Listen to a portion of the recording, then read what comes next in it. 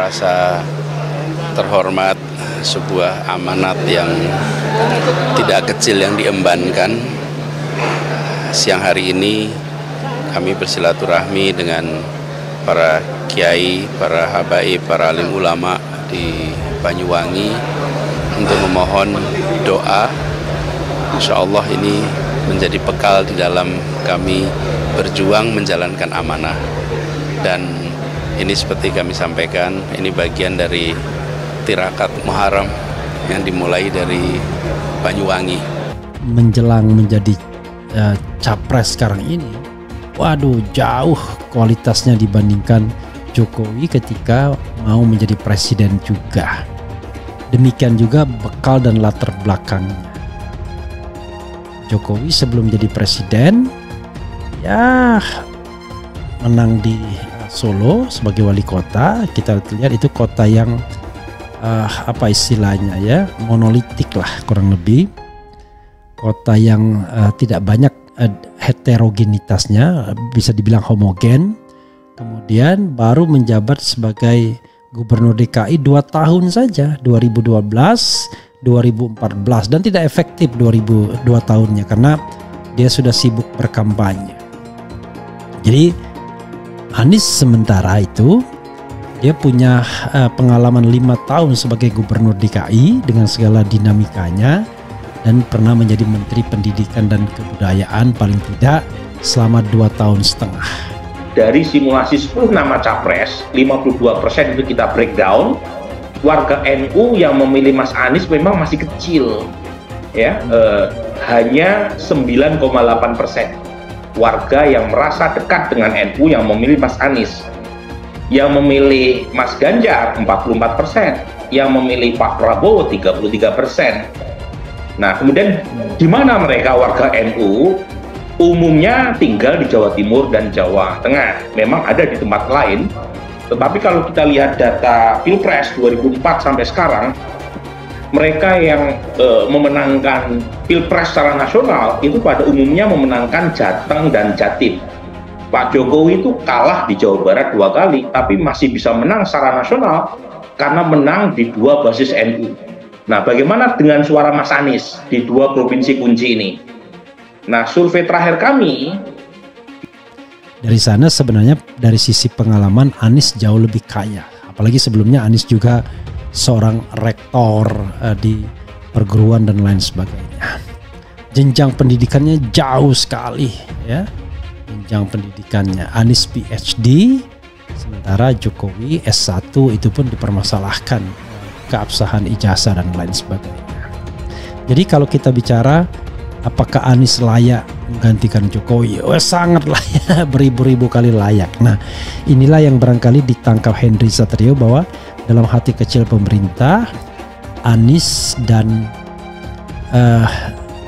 dalam hati kecil pemerintah dan buzzer, Anies itu layak menggantikan Presiden Jokowi. Kalau saya mengatakan sangat layak, berkali-kali lipat kelayakannya. Ya, kalau kita bicara tentang head to head kualitas, Anies in general menurut saya punya poin quality yang jauh lebih baik dibandingkan Ganjar Pranowo. Semakin dibully, semakin dicaci, dicerca dan dihina, harus dukungan kepada Pak Anies sangat luar biasa.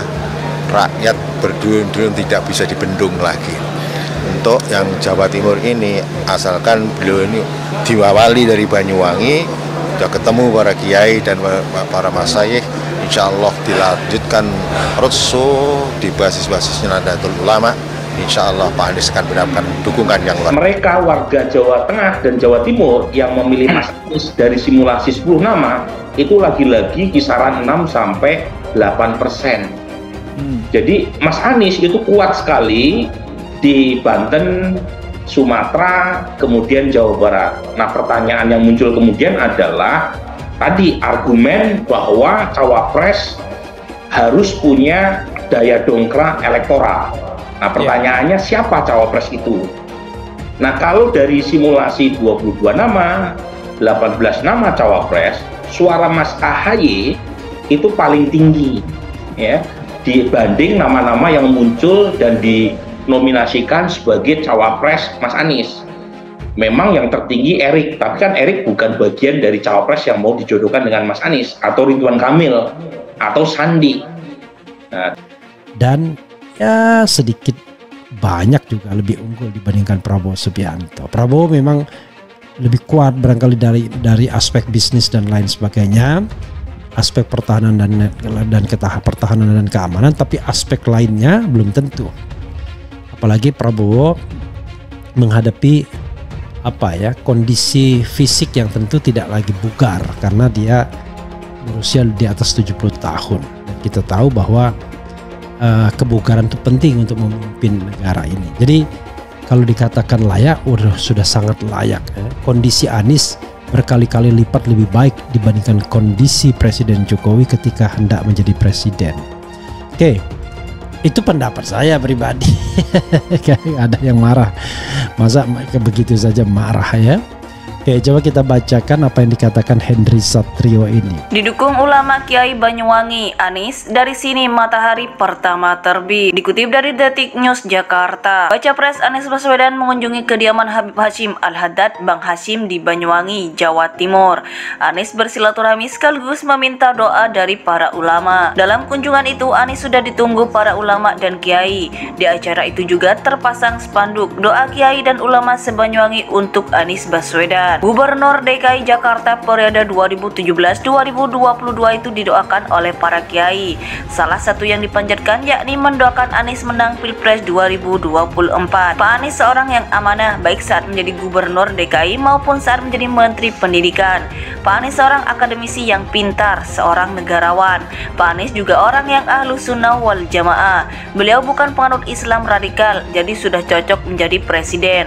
Tegas pengasuh Pondok Pesantren Darussalam Kiai Hisham Syafaat di depan para ulama lainnya, seperti dikutip dalam keterangan tertulis tim Anies Baswedan Senin 7 Agustus 2023. Anies berterima kasih atas dukungan dan doa dari para ulama di Banyuwangi. Anies kemudian memberikan sambutan dan memperkenalkan diri serta amanah yang diberikan oleh Partai Koalisi Perubahan untuk Persatuan, yakni Nasdem, PKS, dan Demokrat. Anies optimistis menyambut Pilpres 2024 setelah didoakan para ulama di Banyuwangi. Dia berharap dukungan itu terus datang.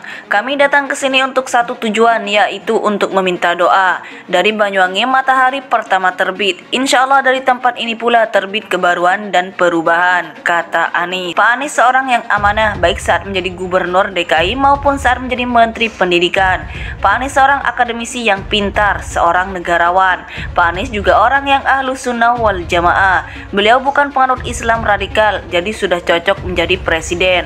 Tegas pengasuh Pondok Pesantren Darussalam Kiai Hisham Syafaat di depan para ulama lainnya.